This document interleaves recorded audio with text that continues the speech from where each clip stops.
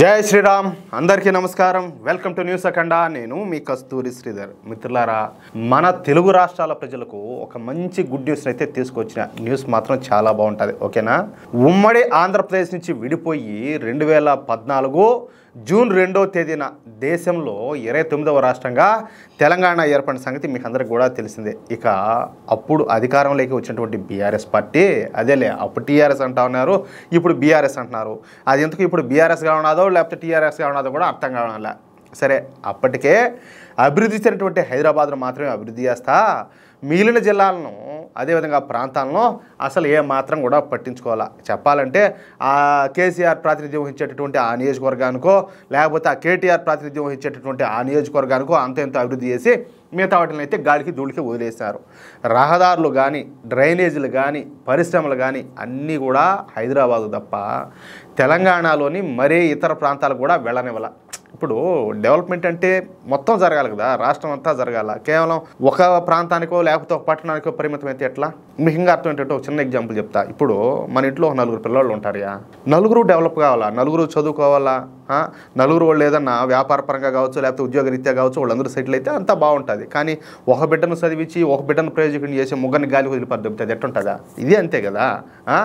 దీంతో తెలంగాణలో అభివృద్ధి మొత్తం కూడా ఒక హైదరాబాద్ వరకే పరిమితం అయిపోయింది. మరి తెలంగాణలో వెనుకబడిన జిల్లాలు ఉన్నాయి కదా, వాటి సంగతి ఏంది? ముఖ్యంగా మహబూబ్ నగర్ కావచ్చు, నల్గొండ జిల్లాలో బాగా వెనకబడి ఉంటాయి. ఇక్కడ పరిస్థితులు అయితే మరీ అధ్వానంగా ఘోరంగా ఉంటాయి. మరి ఈ జిల్లాలను పట్టించుకునే నాదుడే కరువైపోయినారు. అందుకే కేంద్ర ప్రభుత్వం మొదటగా అత్యంత వెనకబడినటువంటి మహబూబ్ నగర్ జిల్లా పైన దృష్టి పెట్టింది. మహబూబ్ నగర్ను పారిశ్రామికంగా అభివృద్ధి చేయాలని చెప్పేసి సంకల్పించింది కేంద్ర ప్రభుత్వం. అందులో కూడా డిఫెన్స్ పరంగా ఈ మహబూబ్ నగర్ జిల్లాను ఒక డిఫెన్స్ హబ్గా చేయాలనే ఆలోచనతో కేంద్ర ప్రభుత్వం ముందుకు వచ్చింది. అర్థమైందా? ఇక నేరుగా విషయానికి వస్తే బ్రహ్మోస్ మిసైల్స్లో మొత్తం 3 వెర్షన్లు ఉంటాయన్నమాట. అవి ఒకటేమో 280 కిలోమీటర్ల రేంజ్ ఉండేది ఒకటి, 450 కిలోమీటర్ల రేంజ్ ఉండేది ఒకటి, ఏకంగా 800 కిలోమీటర్ల రేంజ్ ఉండేది ఒకటి. వీటిలో 280 కిలోమీటర్ల రేంజ్ ఉన్నటువంటి బ్రహ్మోస్ మిసైల్స్ను తయారు చేసేటటువంటి కర్మాగారాన్ని ఇప్పటికే ప్రారంభించారు. అది ఆల్రెడీ రన్నింగ్లోనే ఉండాలి. అలాగే 450 కిలోమీటర్ల రేంజ్ కలిగినటువంటి బ్రహ్మోస్ మిసైల్స్ను తయారు చేసే యూనిట్ని కూడా ప్రారంభించేశారు. ఇకపోతే ఏకంగా 800 కిలోమీటర్ల రేంజ్ కలిగినటువంటి బ్రహ్మోస్ మిసైల్స్ యూనిట్ను ప్రారంభించాల్సి ఉండదన్నమాట. అయితే ఆపరేషన్ సింధూర్ తర్వాత మన బ్రహ్మోస్ మిసైల్స్కు తీవ్రమైనటువంటి డిమాండ్ అయితే ఏర్పడింది. దాదాపుగా 17 దేశాలు మన బ్రహ్మోస్ మిసైల్స్ను కొనుగోలు చేయడానికి ముందుకు వచ్చినాయి. ఎన్ని దేశాలు? 17 దేశాలు. దీంతో ప్రస్తుతం మన దేశంలో ఉన్నటువంటి బ్రహ్మోస్ మిసైల్స్ యూనిట్లకు 2030 వరకు ఆర్డర్లు అయితే వచ్చినాయి. చూడండి, అంటే 2030 సంవత్సరం వరకు మనం ఎన్ని చేయాలనుకుంటే అంతవరకు ఆర్డర్లు అయితే ఉన్నాయన్నమాట. ఫుల్గా గిరాకీ డిమాండ్ అయితే ఉండాలి. అందుచేత ఇక మళ్ళీ సరికొత్త బ్రహ్మోస్ మిసైల్స్ యూనిట్ ప్రారంభించాల్సిన సమయం అయితే దగ్గర పడింది. ఎందుకంటే డిమాండ్ ఎక్కువగా ఉండదు కదా. దీనివల్ల సరిపడా మిసైల్స్ తయారు చేయాలి అంటే కొత్త యూనిట్లను ఖచ్చితంగా ఏర్పాటు చేయక తప్పదు. అదే సమయంలో కేంద్ర ప్రభుత్వం ఒక పక్కన మహబూబ్ నగర్ జిల్లాను పారిశ్రామికంగా అభివృద్ధి చేయాలనుకుంటుంది. మరోపక్క హైదరాబాద్కు, బెంగళూరుకు ఈ నగరాల మధ్య ఆంధ్రప్రదేశ్ మీదుగా డిఫెన్స్ కారిడార్ని ఏర్పాటు చేయాలని చెప్పేసి అనుకుంటున్నారు. అంటే అన్నీ ఒకేసారి ఒకే గూడు కిందకు వచ్చినాయన్నమాట.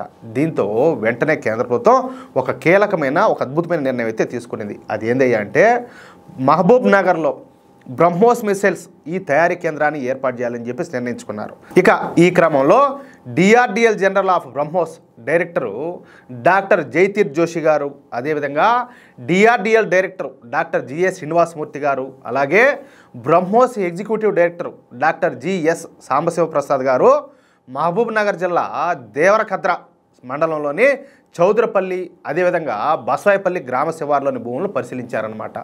ఇక్కడ 400 ఎకరాల ప్రభుత్వ భూములు ఉన్నాయంట. పైగా ఈ భూములు నేషనల్ హైవే 44, నేషనల్ హైవే 167కు మధ్యలో ఉన్న ప్రాంతం కావడంతో రవాణా సౌకర్యాలు కూడా అనుకూలంగా ఉన్నాయన్నమాట. దీంతో ఇక ఈ దేవరకద్ర ఈ మండలంలోనే 400 ఎకరాల ప్రభుత్వ భూమిలో బ్రహ్మోస్ మిసైల్స్ ఉత్పత్తి కేంద్రాన్ని స్థాపించాలని చెప్పేసి నిర్ణయం తీసుకున్నారు. అయితే బ్రహ్మోస్ మిసైల్స్ తయారు చేయాలంటే వాటిలో అనేక స్పేర్ పార్ట్స్ కావాల్సి ఉంటుందన్నమాట. దీంతో ఆ స్పేర్ పార్ట్లు తయారు చేసేటటువంటి పరిశ్రమలు కూడా ఈ తెలంగాణ ఆంధ్రప్రదేశ్ రాష్ట్రాలకు రానున్నాయి. దీంతో ఈ మిసైల్ ఫ్యాక్టరీ కనుక మన తెలుగు రాష్ట్రాల్లో ఏర్పాటైతే తెలంగాణ అదేవిధంగా రాయలసీమ ప్రాంతాలకు చెప్పుకోదగ్గ స్థాయిలో ఈ ఎంఎస్ఎంఈలు అయితే రానున్నాయి. అర్థమైందా? అదే గనక జరిగితే ఈ రెండు ప్రాంతాలలో వేల సంఖ్యలో ఉద్యోగ మరియు ఉపాధి అవకాశాలు రానున్నాయి. ఇక్కడ మరొక కీలకమైన విషయం ఏంటంటే ఆంధ్రప్రదేశ్ మీదుగా హైదరాబాద్ నుంచి ఈ బెంగళూరుకి మధ్యలో డిఫెన్స్ కారిడార్ను ఏర్పాటు చేయడానికి కేంద్ర ప్రభుత్వం ఒడిబడిగా అడుగులేస్తుంది. అది ఆ విషయమా అంటే చాలా మంది వాగుతూ ఉంటారు, డెవలప్మెంట్ అంతా ఒక సైడే జరుగుతుంది, యాడ జరుగుతుంది, మనకు ఇదిగని చెప్పేసి. చూసారా, కొంచెం తేడా గమనించండి. గతంలో మన తెలుగు రాష్ట్రాల్లో ఉండే ప్రభుత్వాలు ఏంటంటే డెవలప్మెంట్ అంటే ఇట్లా హైదరాబాద్ వరకే పరిమితం చేశాయి. సరే, ఎవరు అవునన్నా ఎవరు కాదన్నా అదే వాస్తవం. ఇప్పుడు సరే తెలంగాణ విషయానికి వద్దాం. తెలంగాణలో ఎన్ని మెయిన్ సిటీస్ ఉంటాయి హైదరాబాద్ కాకుండా? అదేవిధంగా ఆంధ్ర విషయానికి వద్దాం. ఆంధ్రాలో ఎన్ని మెయిన్ సిటీస్ ఉన్నాయి? అవన్నీ డెవలప్మెంట్ అయినాయా? ఏది ఉమ్మడి ఆంధ్రప్రదేశ్ ఉన్నప్పుడు? కాదు కదా. అదే కనుక ఒక్కొక్క కారిడార్ను ఒక్కొక్క సెక్షన్ను, ఇప్పుడు పారిశ్రామిక రంగంలో వివిధ రంగాలు ఉంటాయి. దాంట్లో ఒక్కో దాన్ని ఇప్పుడు వ్యవసాయానికి కావచ్చు, లేకపోతే ఉత్పత్తులకు కావచ్చు, లేకపోతే ఏదైనా కావచ్చు, రకరకాలవన్నీ ఉన్నాయి కదా. ఒక్కో చోట ఒక్కో దాన్ని పరిమితం చేసి ఎక్కడైతే వాటికి సంబంధించిన వనరులు ఎక్కువ దొరుకుతాయో అక్కడ దానికి ఆ కార్డాన్ని కనిపెట్టుంటే మొత్తం ఉమ్మడి ఆంధ్రప్రదేశ్ అంతా డెవలప్ అయ్యిండు. అలా జరగలేదే. అంతెందుకు, ఇప్పుడు మనకు వచ్చేసి సముద్ర తీర ప్రాంతం చాలా బాగా అద్భుతంగా ఉంటుంది ఆంధ్రప్రదేశ్కు. ఇప్పటికి కూడా దాన్ని ఏ స్థాయిలో ఉపయోగించుకుంటారనేది కూడా ఇక్కడ క్వశ్చన్ మార్కే. అంటే ఖచ్చితంగా ఈ సముద్ర తీర ప్రాంతాన్ని కూడా మనం సరిగ్గా వినియోగించుకోగలిగితే ఆంధ్రప్రదేశ్ రాష్ట్రం కూడా అద్భుతంగా డెవలప్ అవుతుంది. సరే, ఆ విధంగా మన వాళ్ళు కూడా ఆలోచన చేస్తారని నేనైతే అనుకుంటున్నా. చూద్దాం ఏం జరుగుతుందో. మిత్రులారా, ఈ న్యూస్ కనుక మీకు నచ్చినట్లయితే ఖచ్చితంగా ఈ న్యూస్ నలుగురికి షేర్ చేయండి.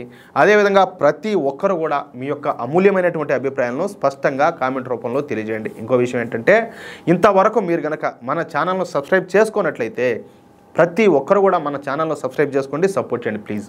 జై శ్రీరామ్, జై హింద్.